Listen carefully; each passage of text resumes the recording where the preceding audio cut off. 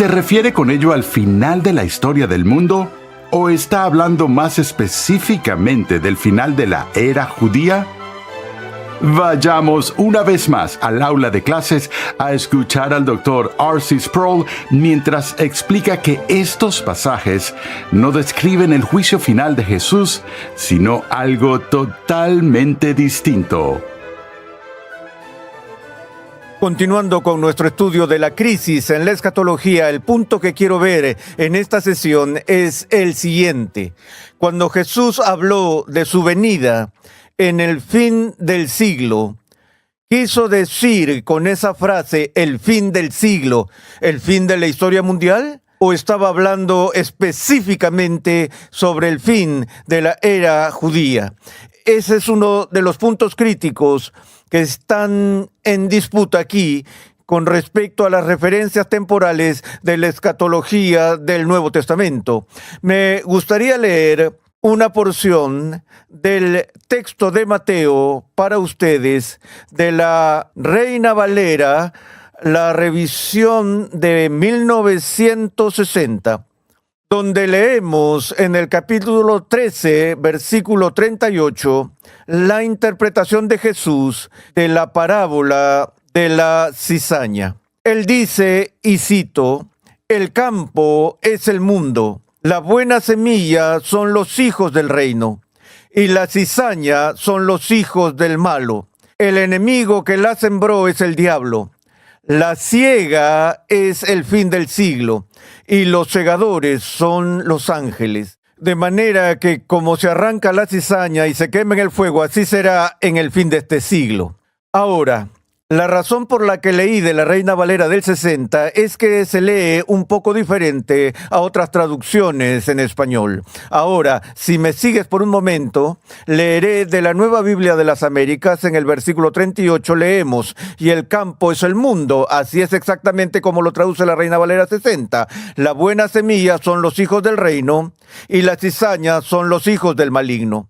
El enemigo que la sembró es el diablo, la siega es el fin del mundo, y los segadores son los ángeles». Versículo 40. «Por tanto, así como la cizaña se recoge y se quema en el fuego, de la misma manera será en el fin del mundo».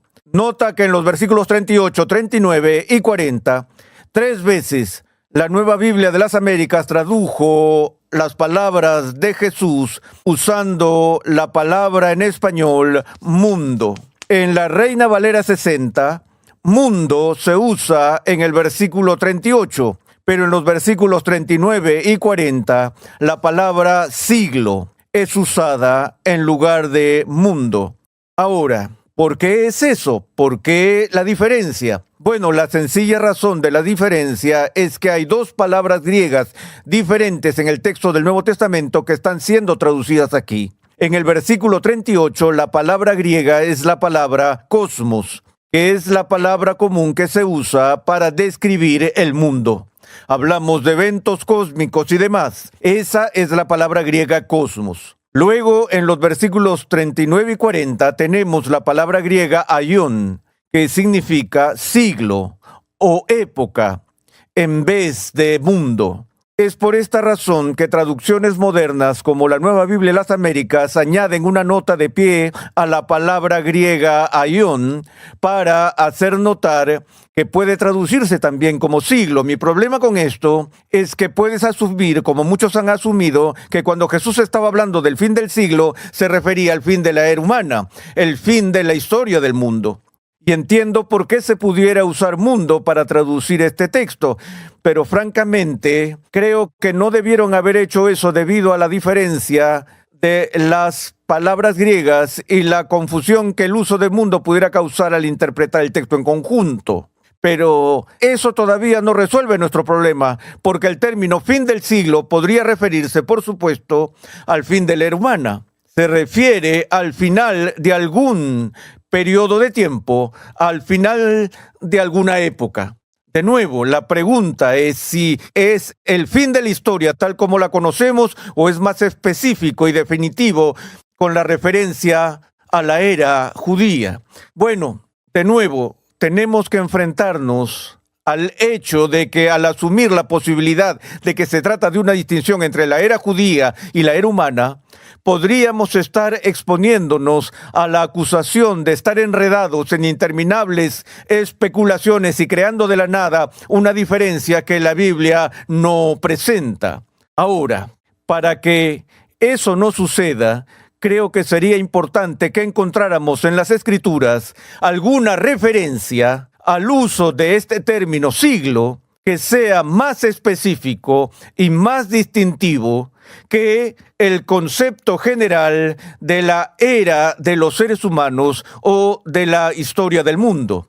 Ahora, cuando vemos la versión de Lucas del discurso del Monte de los Olivos que se encuentra en el capítulo 21 de su Evangelio, prestemos atención a esa porción. Tenemos algunos detalles en la versión de Lucas del discurso del Monte de los Olivos que no se encuentran ni en la versión de Mateo, en Mateo 24, ni en la versión de Marcos, en Marcos 13. El pasaje que es el más interesante para nosotros en este contexto, leeré empezando en Lucas capítulo 21, versículo 20. Pero cuando ustedes vean a Jerusalén rodeada de ejércitos, sepan entonces que su desolación está cerca.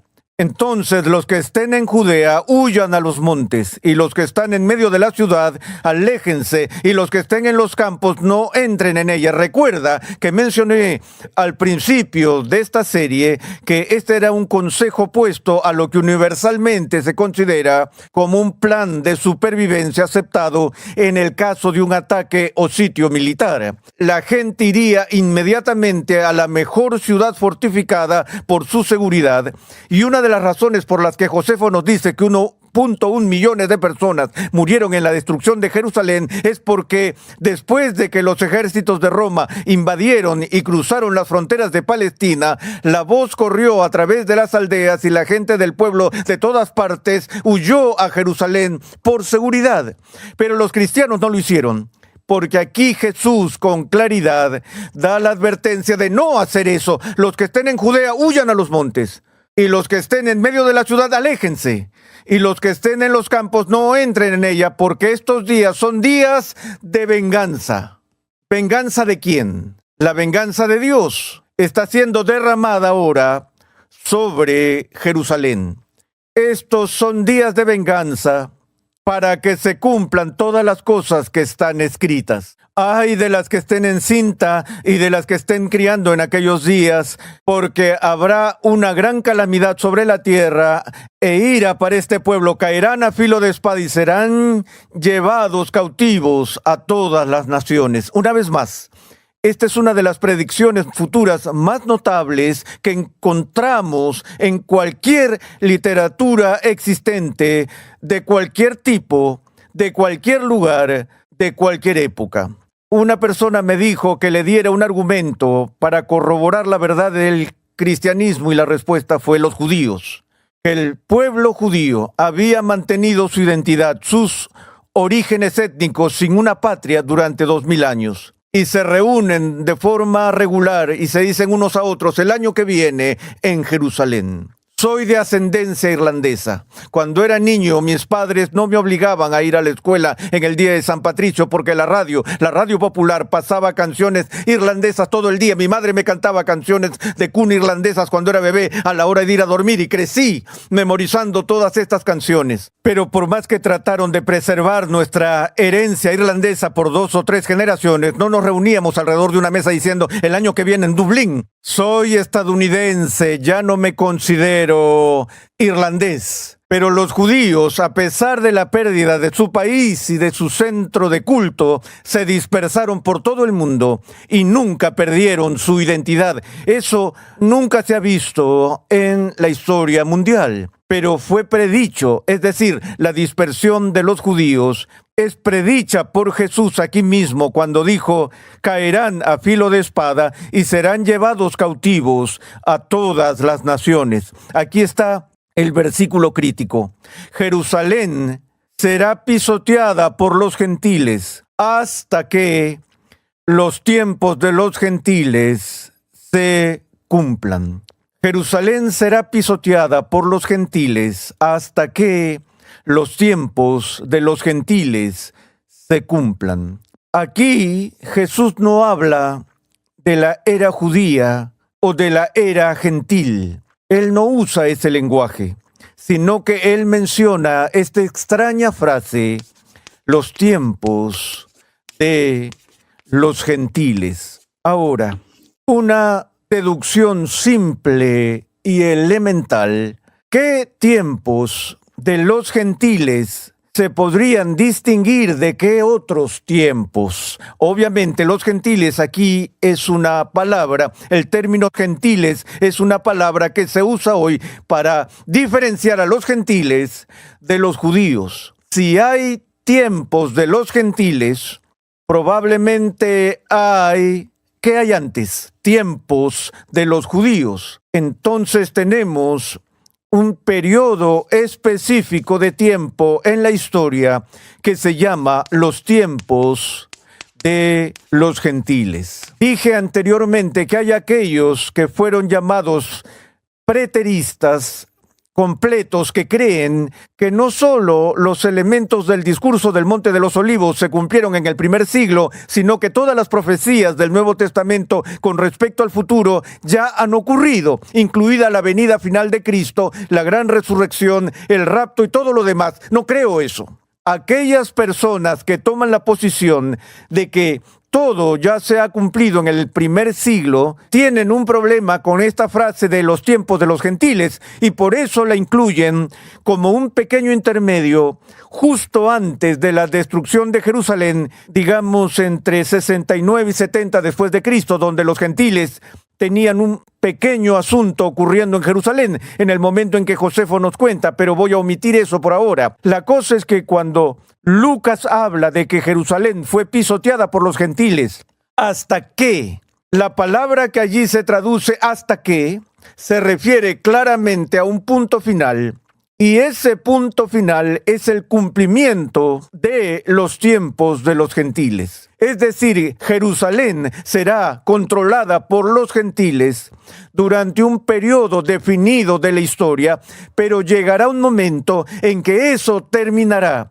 Y ese final coincidirá con el final de los tiempos de los gentiles. Me estoy explicando aquí que hay un periodo en la historia que empieza en el año 70 después de Cristo, donde Jerusalén es destruida, los judíos son dispersos y lo que sigue son los tiempos de los gentiles.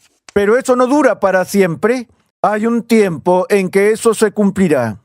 Y probablemente ese cumplimiento estará relacionado con el fin del pisoteo de Jerusalén por los gentiles. Ahora, solo como un paréntesis en este punto, permítanme recordarles que lo que ocurrió en 1948 con la recreación del Estado judío, el Estado de Israel, después de casi 2000 años, y quizás aún más importante, la recuperación de la ciudad de Jerusalén del control de los gentiles en 1967, con la Guerra de los 7 días, o la Guerra de los 6 días, no recuerdo cuántos días fueron. En todo caso, esos dos eventos han desencadenado quizás más especulaciones escatológicas que cualquiera de los dos eventos en los últimos 500 años, debido a las personas que buscan la restauración de la nación de Israel como un signo supremo del fin de los tiempos.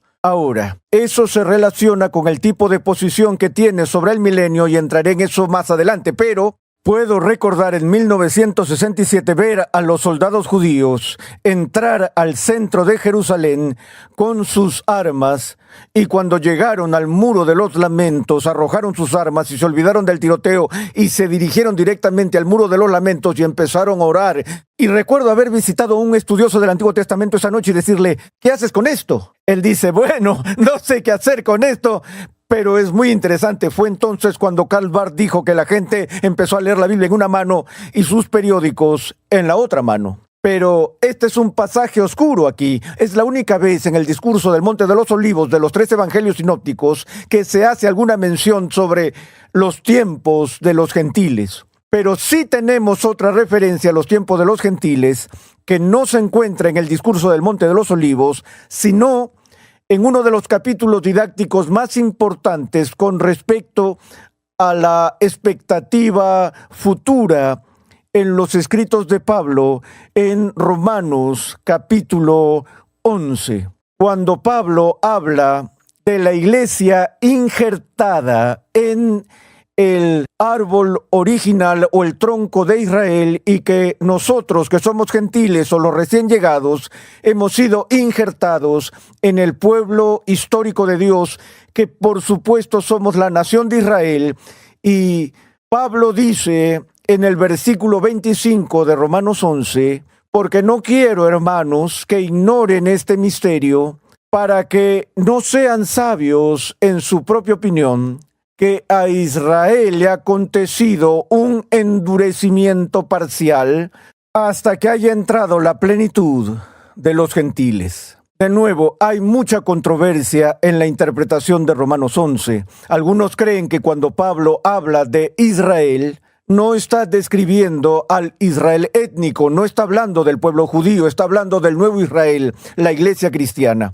Ahora, no soy de la opinión de que Dios tiene 2 puntos de vista y 2 planes de redención, uno para Israel y otro para la iglesia. No creo eso ni por un segundo. Y sí creo que la iglesia en el Nuevo Testamento es el cumplimiento del pueblo del pacto de Dios, conocido como Israel en el Antiguo Testamento. Entonces no divido esos dos. Sin embargo, eso no significa que todas las distinciones étnicas sean eliminadas. Y que Pablo aquí, creo, en Romanos 11, cuando habla de Israel y al mismo tiempo habla de gentiles, solo puede distinguir sobre la base de etnicidad. Creo que el apóstol está diciendo aquí en el capítulo 11 que Dios no ha terminado con el pueblo judío, que todavía hay otro capítulo de la historia que esperamos, donde Dios una vez más tratará con su pueblo, el Israel de origen étnico. De nuevo, él dice, a Israel le ha acontecido un endurecimiento parcial hasta que haya entrado la plenitud de los gentiles. Así, todo Israel será salvo. Tal como está escrito, el libertador vendrá de Sión, apartará la impiedad de Jacob, y este es mi pacto con ellos, cuando yo quite sus pecados. En cuanto al Evangelio, son enemigos por causa de ustedes, es decir, los judíos, pero en cuanto a la elección de Dios, son amados por causa de los padres, porque los dones y el llamamiento de Dios son irrevocables. Entonces escucho a Pablo en Romanos 11 hablando de una futura acción redentora con respecto a su pueblo del pacto, los judíos. Ahora, en todo caso, el punto más importante aquí es que por segunda vez vemos esta frase en el Nuevo Testamento, los tiempos de los gentiles. Si hay alguna duda sobre qué distinción se está haciendo en Lucas, no hay duda al respecto en Romanos, que los tiempos de los gentiles es un marco de tiempo que se distingue de los tiempos del pueblo judío.